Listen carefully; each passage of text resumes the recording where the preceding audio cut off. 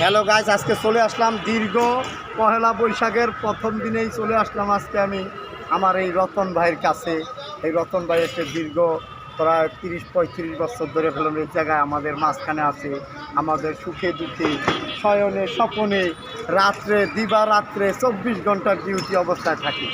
আর আমাদের ভালো মন্দ সমস্যা হইলে রতন কিন্তু আগায় আসে, আমাদের পাশে দৌড়ে ছুটিয়া চলে আসি। আর এই রতন কিন্তু খুবই ভালো একজন মানুষ। আর আমাদের মাঝখানে সে কিন্তু একদম অসহায় হয়ে পড়ছে, একদম অসহায়। এখন দোকানদাররা দোকান হকারকে উঠায় দিচ্ছে। এখন রতন আছে খুব বিপদে, রতনের কাম কাজ নাই, অনেক লেগে এটাই আমার বোকালে বইছে। বই আমার দুঃখটা আর কি প্রকাশ করতেছে, মানে আমার কইতাছে মানে খাওয়ার নাই, লন নাই, কিচ্ছু নাই। আহারে এই মানুষটার কত অবহেলা একটা অবস্থায় আছে। এই দিন দেখছেন এই দোকানগুলি উঠায় দিচ্ছে সব খালি। আর এই যে আমার রতন ভাই এখন খুবই সমস্যা আছে। আগে তো দোকানদাররা মনে করেন ওরে 20 টাকা 30 টাকা 10 টাকা 50 টাকা যে যা পাত্র দিতাম ওয়া দিয়ে খাওয়া দাওয়া করতো। আর এখন ওর খুবই একটা নির্মম একটা অবস্থা তৈরি হয়েছে এই রতনের।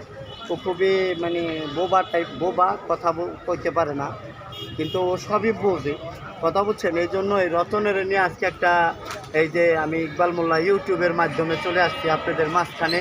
এই দুঃখ ভরা হৃদয় নিয়ে রতনের এই দুঃখের কথা কইতে পারে না, তো আমাদের আসলে বুঝায় আর কি, বলে আবেগে বলে। এখন এই যে খেপছে, পুরো খেপে গেছে এখন এই রতন আমাদের রতন ভাই দীর্ঘ 35 বছরের অভিজ্ঞতার একটা হকার। এনি কিন্তু অসহায় পড়ছে, ওনার খানা পিনা কিচ্ছু নাই। আহারে কত কষ্ট ভাই, সকাল থেকে খায় নাই। খাইছো খাইছো খাইছো খায় নাই, আহারে দেখছেন খাইছো খাইছো নি খাইছো খাইছো খায় নাই কয় খাই নাই, খায় নাই, খাওয়ান দেয় নাই, কেউ কে দিব। আহারে হকার গাই দুঃখ কেউ বুঝে না, কথা বলছেন। এই দেন পুরো মার্কেটটা খালি। আর এই অবস্থায় আমি ইকবাল মোল্লা ইউটিউবের মাধ্যমে আজকে রতন ভাই দুঃখের বেদনার একটা ব্যাপার তুলে দিচ্ছি। তো বোবা মানুষ বলতে পারে না, যেই কথাগুলি আসলে আমি বইলা দিচ্ছি। ও খুবই মানে অনাহারে আছে, আজকে দীর্ঘ প্রায় 1-9 দিন ধরিয়া না খাইয়া আছে। এই জন্য ওর কষ্টের হৃদয়ের কথাগুলি আসলে তুলে ধরলাম। আর সবাই এই জন্য হকারকে বসানোর জন্য